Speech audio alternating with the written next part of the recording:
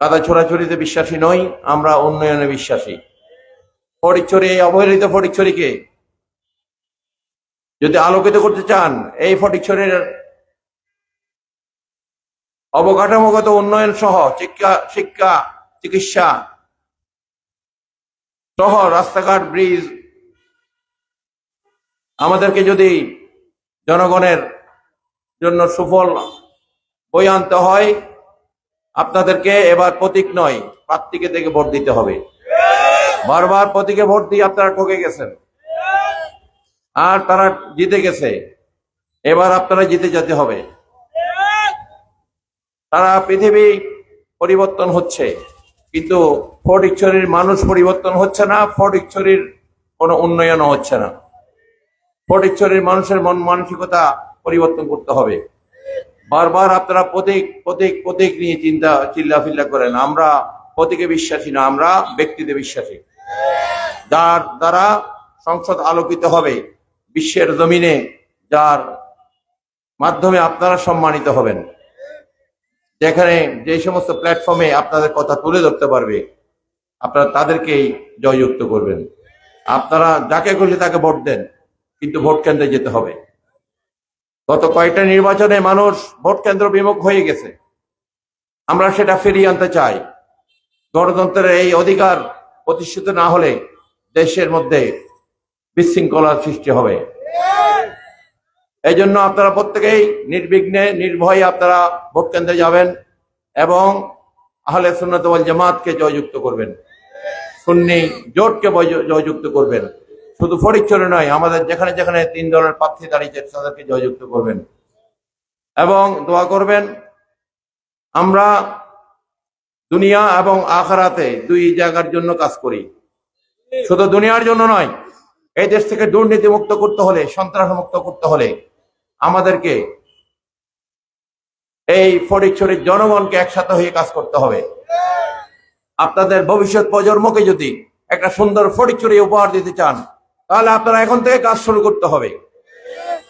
এই দেশে বারবার দুর্নীতিবাজরা আপনাদেরকে প্রভাবিত করে, এই কালো টাকার মালিকরা, দুর্নীতিবাজ, চাঁদাবাজরা আপনাদের থেকে এই ভোট নিয়ে যায়, কিন্তু এরপরের সুফলগুলো আপনাদের কাছে আসে না। সুতরাং আপনারা এবার সুচিন্তিত মতামত দেবেন। আপনারা যোগ্য প্রার্থীকেই ভোট দেবেন, কিন্তু ভোট কেন্দ্রে যেতে হবে। আপনাদের আমানের জন্য খেয়ানত না হয়। আপনারা না গেলে ওই সমস্ত বর্ণচোররা, তারা যারা ভোট চোররা, ভোট চুরি করে নিয়ে যাবে। সুতরাং আপনার আমানত আপনাকে পাহারা দিতে হবে এবং ফটিকছড়ির উন্নয়ন যদি আপনারা চান, এবার আপনারা পরিবর্তনে যোগ দেন, পরিবর্তনে আসেন, আপনাদের মন মানসিকতাকে পরিবর্তন করেন।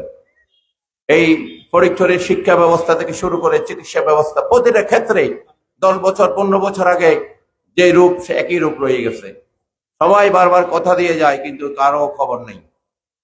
সুতরাং এই ফটিকছড়িকে আমরা মডেল ফটিকছড়ি হিসেবে ইনশাল্লাহ গড়ে তুলব এবং এই ভোজপুরকে আলাদাভাবে প্রশাসনিকভাবে একটা উপজেলায় রূপান্তরিত করবো ইনশাল্লাহ। আর দক্ষিণ ফটিকছড়িতে একটা থানা, ইনশাল্লাহ আমরা থানা প্রতিষ্ঠিত করব। পূর্ণাঙ্গ একটা থানা প্রতিষ্ঠার মাধ্যমে এই দেশের আইন শৃঙ্খলাকে আমরা নিয়ন্ত্রণ করার চেষ্টা করব। দুষ্কৃতিকারীদের অভয়ারণ্য এই ফটিকছড়ি, দুষ্কৃতিকারী সন্ত্রাসীদের জনপদ, এই তকমা আমরা মুছিয়ে দেবো ইনশাল্লাহ। এটা আলোকিত ফটিকছড়ি হবে, কারণ এখানে গাউসুল আজম মাইজি ভান্ডারী শুয়ে আছেন, আল্লাহর মহান ওলিরা শুয়ে আছেন। সুন্নি জগতের, কওমি জগতের মার্কাজ এই ফটিকছড়ি। কওমি জগতের অসংখ্য উলামায়ে কেরামরা এই ফটিকছড়িতে শায়িত আছেন, যাদের কারণে দ্বীনি শিক্ষার অভাব এই প্রতি গ্রামে গ্রামে আছে। আমাদের সাথে কারো হিংসা নাই। যারা ভালো কাজের সাথে জড়িত, যারা শিক্ষার সাথে জড়িত, মানুষকে আলোকিত করার সাথে যারা জড়িত, তাদের সবার সাথে নিয়ে আমি কাজ করব। আমরা কোনো দলবাজি করব না। আমরা প্রত্যেক দলের আলোকিত মানুষ, নেতাগুলোকে নিয়ে, সামাজিক ধর্মীয় নেতৃবৃন্দগুলো নিয়ে আমরা ফটিকছড়ির উন্নয়নে কাজ করব। সাংবাদিক ভাইদেরকে নিয়ে, শিক্ষকদের নিয়ে, প্রতিটা পেশার আলোকিত মানুষগুলোকে নিয়ে, ব্যবসায়ী সমাজের আলোকিত মানুষগুলোকে নিয়ে আমরা ফটিকছড়ির উন্নয়নে, তাদের মতামতকে গ্রহণ করে আমরা ফটিকছড়ির উন্নয়নে কাজ করব।